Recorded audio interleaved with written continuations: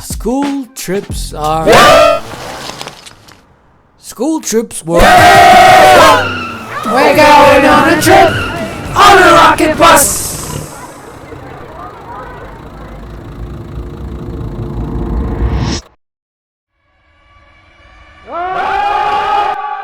School field trips were awesome, man. When the school year started, we would look forward to that one day that we would be outside of school. We were like inmates waiting for freedom. It was a nice surprise that my elementary school did this for us, though. Especially compared to the other stuff they did for us. Or to us. In my elementary school, a week before the trip day, you're given these permission slips that your folks needed to sign on. If they don't sign it, you ain't going. Good luck, guys. Let me tell you, the anticipation until my parents signed this thing would give me contractions. So there's a school trip, huh? Yes. And they want to take you where? Yes. Sign it. Just sign it. Yes. Yes. Yes. Now why is it taking so long? You signed it. On the day of the trip, we gotta show up early in the morning like a bunch of owls, which wasn't a problem for me since I couldn't sleep from the excitement anyways. I would be up all night, dressed up and ready to roll. At 6:30, everyone should be at the school compound. Then we get in line and we wait. City bus! It's a good bus. Another city bus! And another city bus. Wait, what? What is that?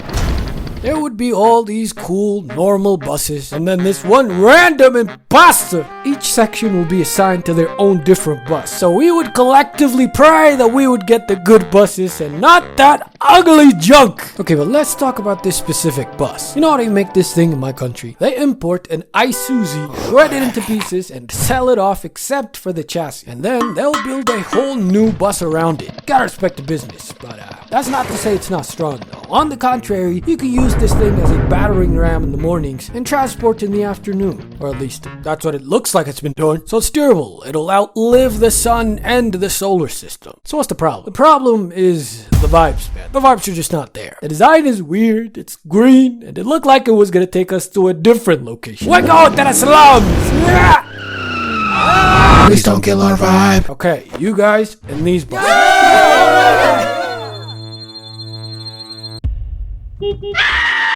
Sucks to be there. Anyways, everyone, to the bus! So we hand over our permission slips and slip in the bus. This is where we choose our seats for the entire trip. Of course, we want to sit close to the front. Right? Wrong! The best seat is the back seat. Why? 1, you can fit all your friends there, and 2, the vibes.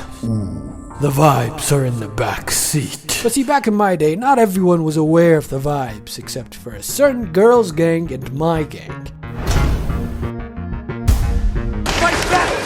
We would fight over the back seat like the trip depended on it. And it did. On one trip, we couldn't decide on a winner, so we had to compromise and sit with the girls. I know, it's disgusting, inappropriate, and haram. Plus, we were packed like sardines. But we had to do it. For the vibes. Yeah. But let's talk about the locations. The first place I remember going to was a museum. This was in the first grade, so I don't recall much. But in the second grade, we went to a museum. It was the same museum. Every year, they kept taking us to the same museum. They thought we were dumb. It's the same place. What? No. This is a different place. They thought they were slick. But anyways, let's see what was inside this museum. Oh. It's a chicken. That's it? Is it a magical chicken? Ooh. Oh, look, he got the same pair. Ah! What's this one? That's the tour guide. Oh, hello. Fun fact, this tour guide was there every time we went to this place. So I know for a fact that this is the same place. Nevertheless, there was a lot of history in this place. And a lot of dead stuff. Bunch of animals, people, clothes. It's fascinating, really. But there was this one room that was really interesting. It was a dark red room with one glass box at its center. Here we have one of the oldest known hominid fossils found in our world. Dinklage, aka Lucy. That's a big deal. Whoa. It's missing a leg. And some other stuff. You might ask, where is this and why is it here? Well guys, I think it's about time that you learn where I really come from.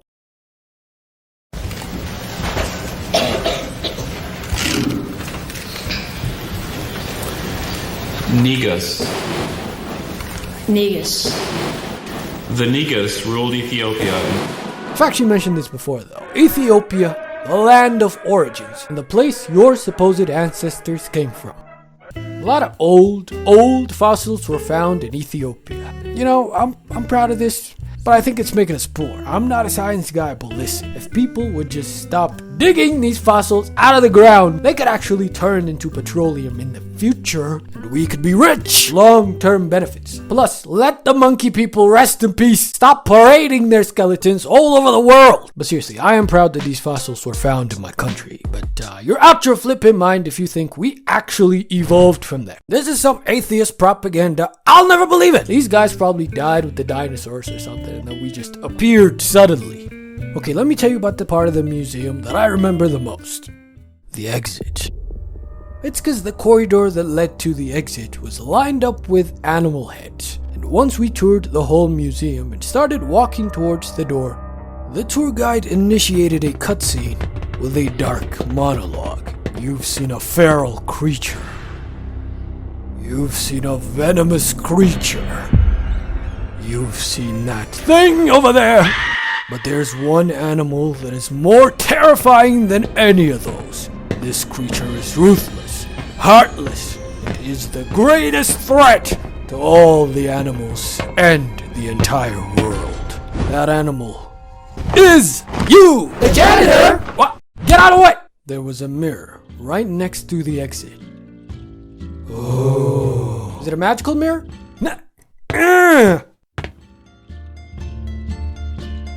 Us? Yes. Bruh. We just got here.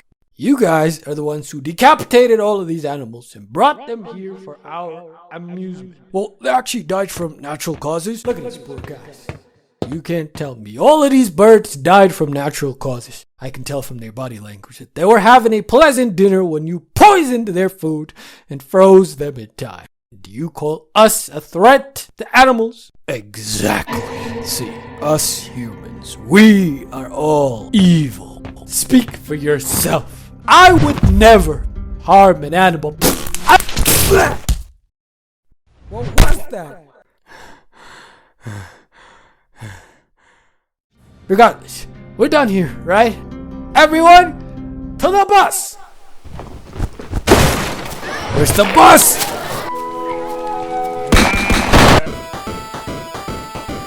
And now for my favorite part of the school trip. The road home.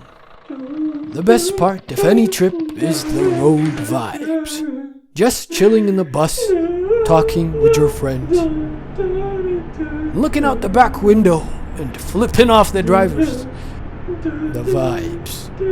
We also sang songs and stuff, but you know what else is fun? Roasting. I don't know who started this culture, but when we were in the bus, the whole class would suddenly roast some poor kid up and down, or even worse, ship them with someone. Okay, I'm gonna demonstrate how we did it, but it's gonna be hard to translate from Amharic. So I'm about to give it to you raw. Don't be alarmed, we'll decipher it together. Alright. Devalande! De! Devalande! De! Anazula tu what did I lude? Alright, let's break it down. Devalande! Day means nothing. It's just a sound that we're gonna use to rhyme with day. We'll get to that in a sec. Balande means say it once. So everyone says day after you say balande. And then we say this twice. And after that, you say the punchline. And Nazula tu what did I lude? And then at the end, everyone reacts with and day basically means It's kind of like saying, what? Okay, using this information, let's reconstruct it in English. We already got the reaction, it's what. So now we need to say something that rhymes with what? Fat? And then come up with a punchline. Alright, cool. Let's do this. Everybody say fat! Fat! Everybody say fat! Fat! These two are kissing in the bus!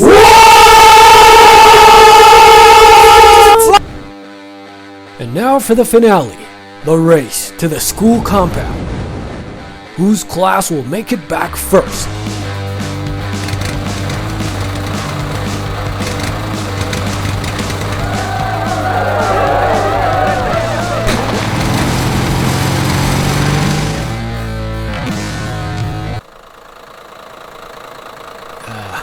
So the thing is, it was only a race in our heads. The bus drivers were just doing their jobs.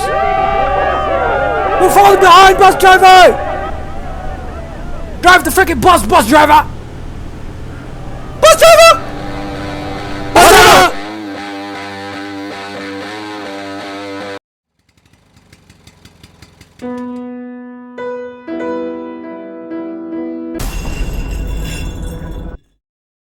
We made it!